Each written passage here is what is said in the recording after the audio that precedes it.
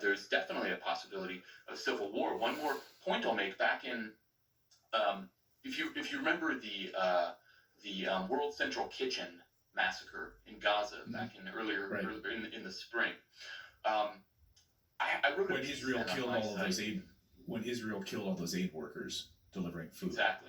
Exactly. Drone strikes on aid workers who the U.S. and Israel had put into Gaza. And this was a huge incident. I wrote a piece on my site on Captured, looking at that incident and a few others where they had committed a massacre. The Israelis had committed a massacre against a bunch of Palestinians waiting for an aid truck, and then they said they did it. And these were happening mostly in the north of Gaza, these heinous massacres.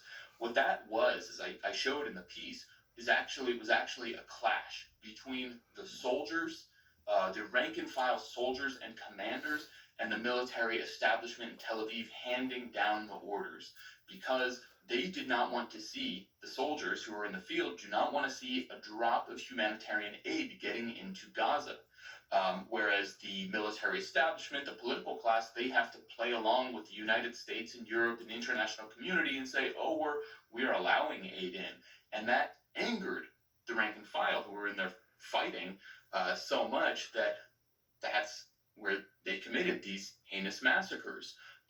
So this is another big divide. The people in the Israeli military who are actually carrying this out, and the political class who are handing down the orders. And it's the same divide that you see in the prisons, in this prison incident, where the soldiers in there are raping and torturing and murdering, as the broad swaths of Israeli society want them to do, to just simply punish Palestinians. And the political class has to play along and carry out this investigation in order to protect its own interests.